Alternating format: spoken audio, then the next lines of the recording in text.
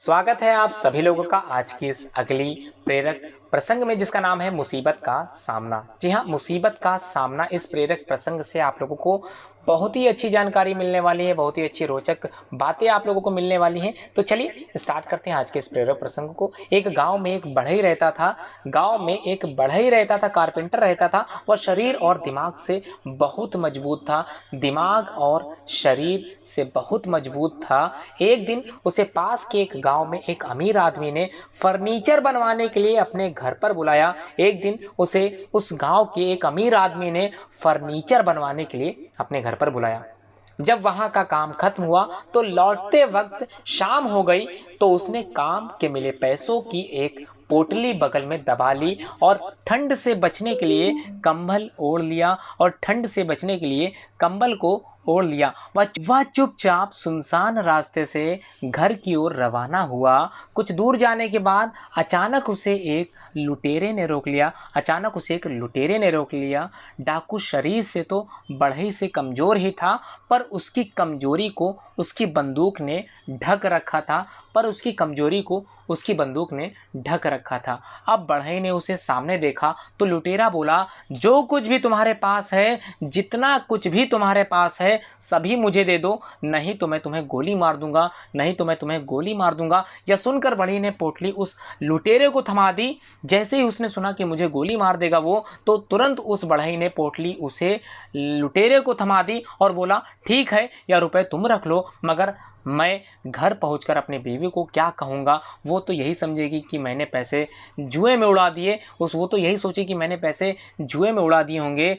तुम एक काम करो, अपने बंदूक की गोली से मेरी टोपी के एक छेद कर दो, ताकि मेरी बीवी को लूट का यकीन हो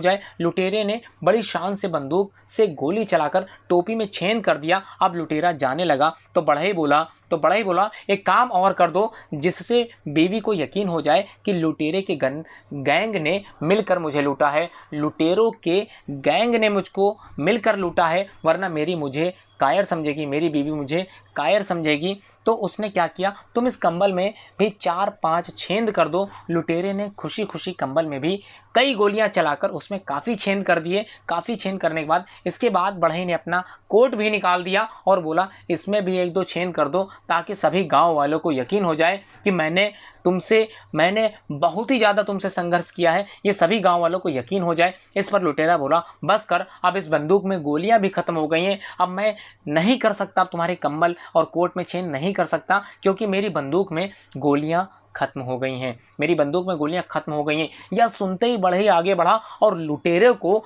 दबोच लिया और बोला, मैं भी तो यही चाहता था। तुम्हारी ताकत सिर्फ ये बंदूक थी, अब ये भी खाली है और तुम्हारा कोई जोर मुझ पर नहीं चल सकता।